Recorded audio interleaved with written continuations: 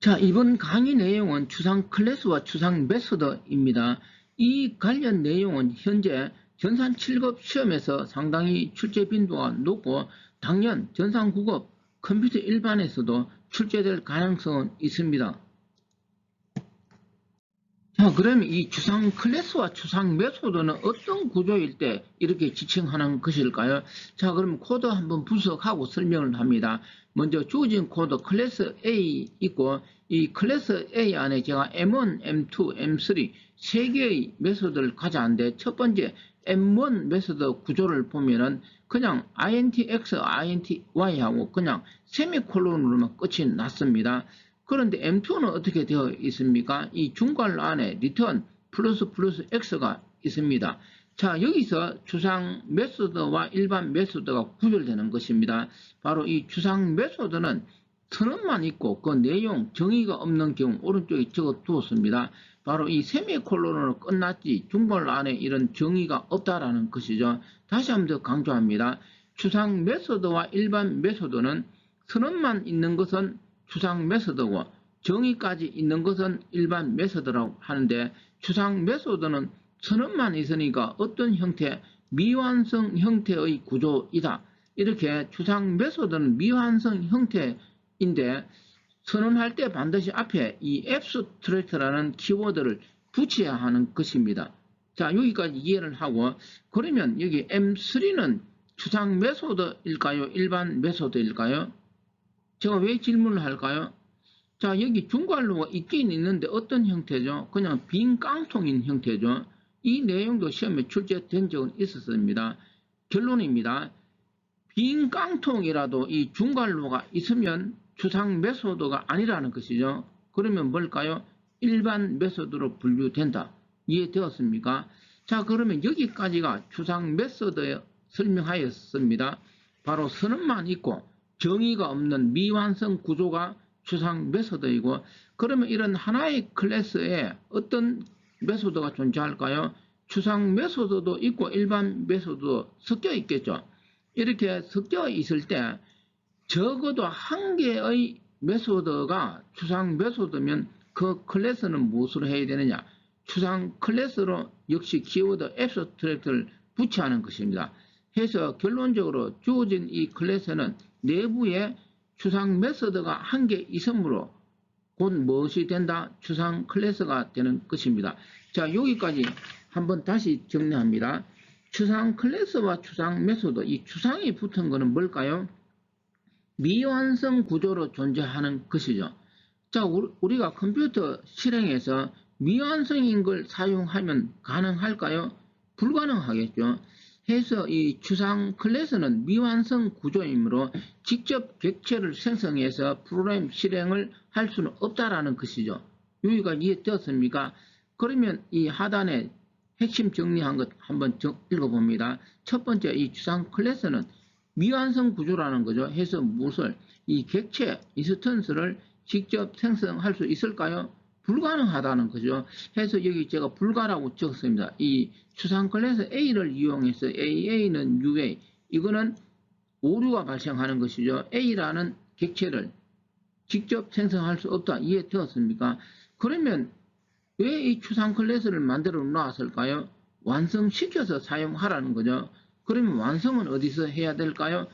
자식 클래스에서 완성해라 이거죠. 해서 이 추상 클래스는 자신이 부모라는 것을 암시하고 있습니다. 다르게 이야기하면 이 추상 클래스는 앞으로 자식이 존재할 것이라는 걸 암시하는 게 되겠죠. 바로 이 추상 클래스를 상속받아서 미완성 구조의 메소드를 재정의, 완성해서 어떻게 사용하자 이런 뜻입니다. 자, 여기 아래쪽 이 내용은 중요한 것입니다.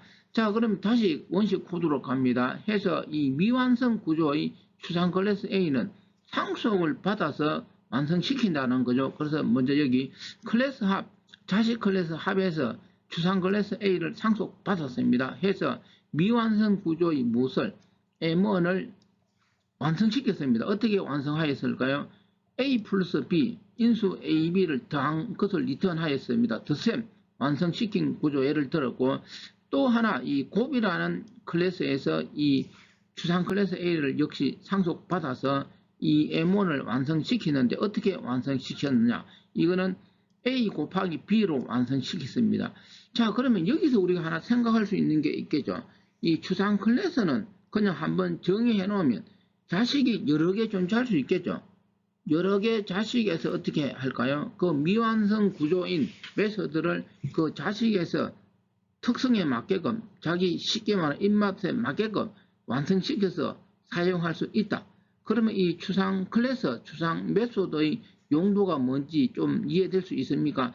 물론 이 추상 클래스 용도를 설명하려면 복잡한데 지금은 그냥 이 핵심 다시 한번 더 이야기하면 추상 클래스의 추상 메소드는 자식 클래스에서 어떻게 정의하느냐에 따라서 그 기능은 달라진다라는 것이 추상 클래스와 추상 메소드가 존재하는 이유입니다.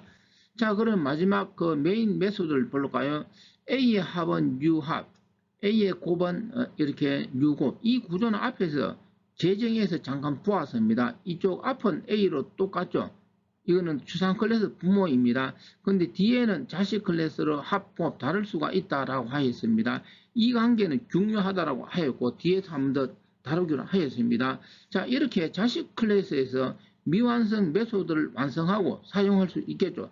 해서 완성된 M은 2, 3, M은 2, 3, 인수는 2, 3으로 같지만 합에서는 더하니까 2 더하기 3은 5, 곱에서는 곱하니까 2 곱하기 3은 6. 자, 여기까지가 추상 클래스와 추상 메소드의 기본 개념이었습니다.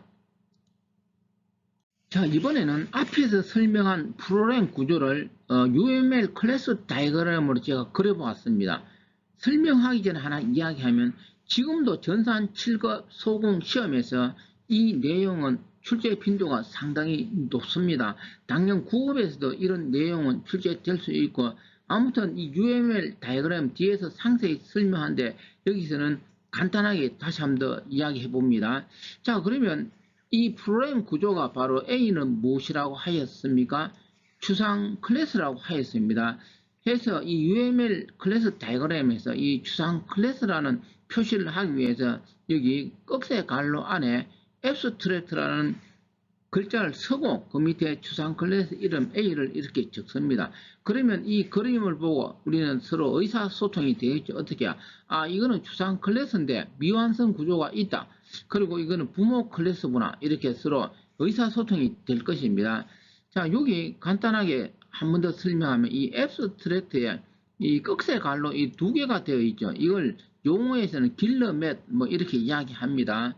그리고 UML 다이어그램에서 이렇게 길러맷 안에 이렇게 글씨를 적은 게 여러 개 있죠. 이걸 우리가 스테레오타입 그런데 이런 내용은 UML 설명할 때 상세히 하겠습니다.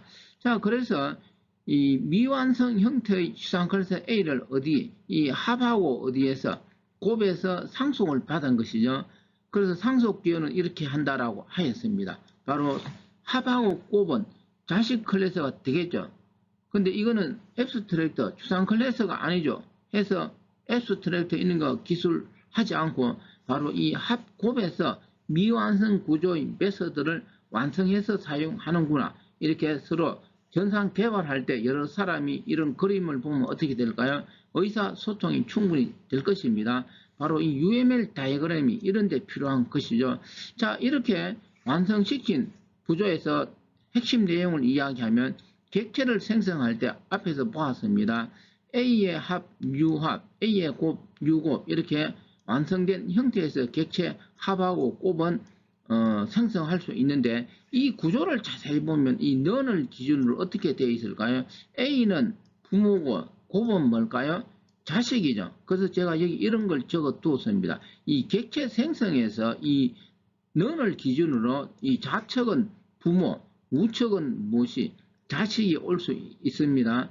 이때 자식에서는 완성되어 있어야 하겠죠. 그러면 정상적으로 객체는 생성된다. 이 내용도 상당히 중요하고 시험에서 많이 거론되는 내용, 이런 내용은 뒤에서 상세하게 한 번 더 설명할 것입니다. 자, 이번에는 추상 클래스가 있는 구조의 프로그램을 UML 클래스 다이어그램으로 나타내 보았습니다. 자, 이번에는 앞에서 설명한 추상 클래스와 추상 메소드 정리하는 차원에서 적어 두었습니다. 그래서 제가 이걸 다 읽는 것은 아니고 앞에 설명한 것을 이해하면 충분히 이해할 수 있는 내용입니다. 해서 1, 2, 3은 여러분들이 읽어보고 저는 이 4번만 하나 더 설명하려고 합니다. 자, 4번 내용 읽어볼까요? 추상 클래스는 미완성인데 하이 클래스가 예약되어 있다라고 하였습니다. 그러면 이때 추상 클래스를 상속받는 하이 클래스는 반드시 일반 완성된 형태의 클래스가 되어야 하느냐? 그건 아니라는 거죠. 추상 클래스의 자식 클래스가 또 뭐가 미완성 형태의 추상 클래스가 될 수 있다라는 것입니다. 자, 그러면 어떤 추상 클래스 미완성 구조가 있었는데 그 자식이 또 추상 클래스고 그 자식이 또 추상 클래스야. 그러면 계속 추상 클래스로 끝이 난다면 어떻게 될까요? 영원히 그 클래스는 사용할 수 없습니다. 왜? 미완성 형태의 클래스는 객체 생성이 불가능하므로 당연하게 프로그램에서 미완성 구조가 사용되어서는 안 되겠죠. 프로그램이 정상적으로 돌아가지 않겠죠. 그러면 이 추상 클래스 자식이 계속 추상 클래스로 간다는 것은 말이 안 된다. 이해되었습니까? 해서 언젠가는 추상 클래스의 자식은 일반 클래스로 종료가 되어야 하겠죠. 해야 정상적으로 객체를 생성해서 프로그램에서 이용할 수 있을 것입니다. 자, 여기까지 해서 이 추상 클래스와 추상 메소드 정리합니다. 자, 이번 강의는 추상 클래스와 추상 메소드였습니다.